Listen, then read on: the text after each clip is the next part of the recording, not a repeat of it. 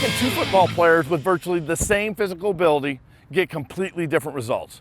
I mean, they're both 6'4", they're 245, they run like deers, they run 4.640s, they have access to the same playbooks, the same coaches, the same weight room and training facilities, and one succeeds and the other one fails miserably. What separates those two? I'm sure there's a lot of reasons, but one of the biggest is the choices they make. It's the choices they make on and off the field.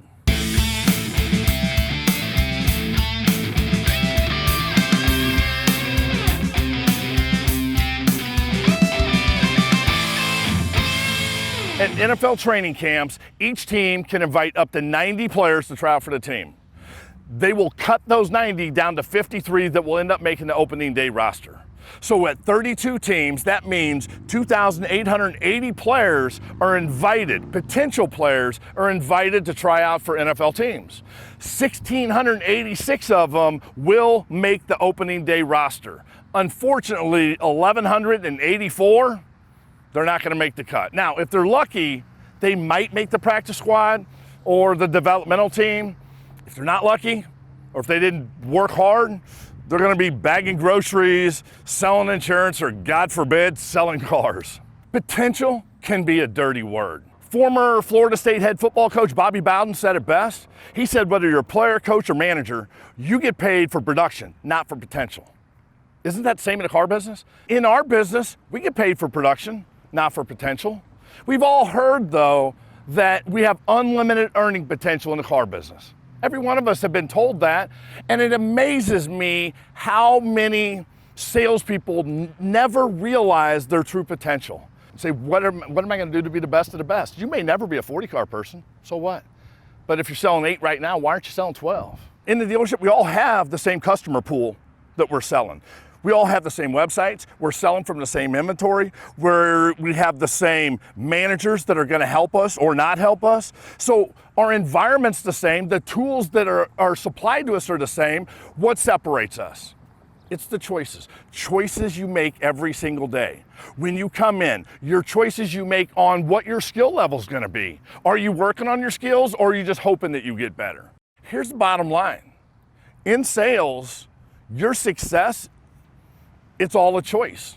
Every one of us in a dealership has tons of potential, and it's time to start capitalizing on that potential and not wasting it.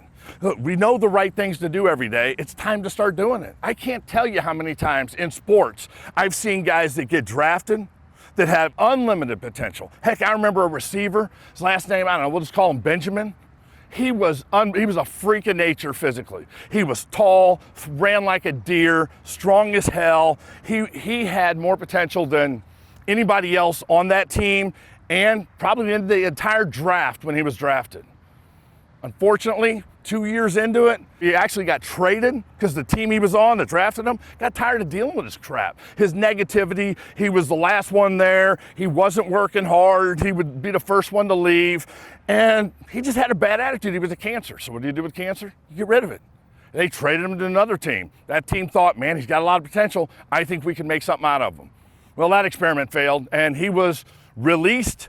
Then another team thought, well, we can make something happen.